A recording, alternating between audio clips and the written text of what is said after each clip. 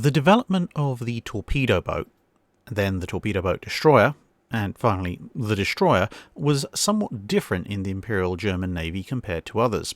Whilst many other navies went for the destroyer as fulfilling the role of both previous types, German designers and tacticians stuck with the primary idea of the ships being torpedoing the enemy ships, and so they would continue a program of what they termed large, i.e. ocean-going, torpedo boats, rather than adopting the destroyer designation at the same time that everybody else did. From the turn of the century and through much of the 1900s, this would be what you could loosely call the S90 class, although calling them a class is somewhat tenuous at best. Whilst the designation does cover 48 vessels from S90 to G137, it's more a broad designation than anything else for reasons that we will see. A quick note on those designations, though.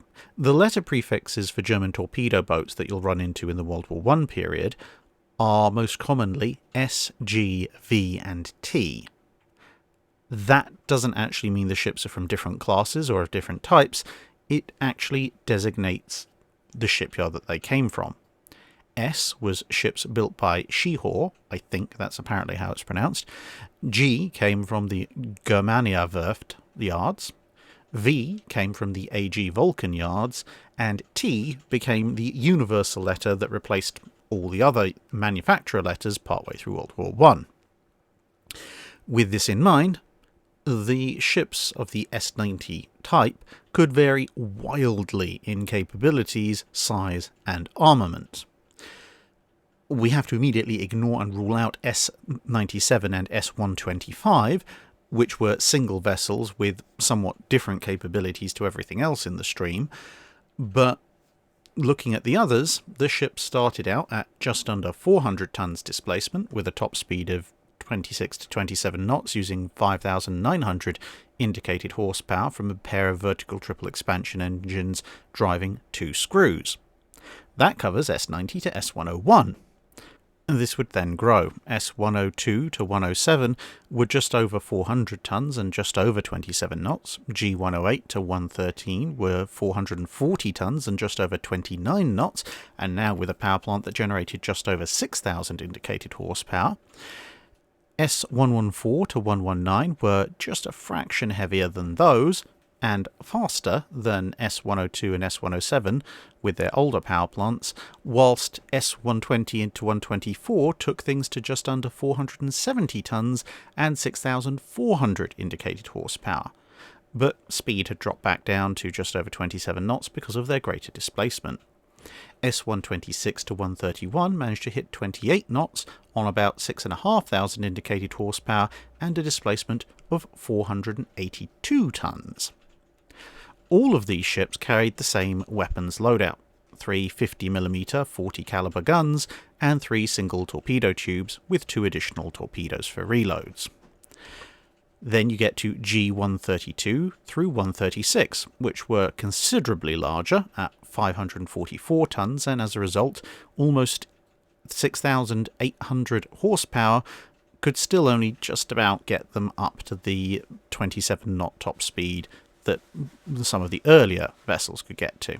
These ships also swapped their guns over to 4 single 52mm 55 caliber weapons, whilst retaining the 3 torpedo tubes, with the exception being G135, which swapped 2 52mm guns for a single 88mm 35 caliber weapon. And then finally, G137, the very last of the group, had a single 88mm gun and 3 52mm guns, as well as the 3 torpedo tubes, and came in at a hefty 693 tons, using 10,800 shaft horsepower via turbines now for almost 34 knots.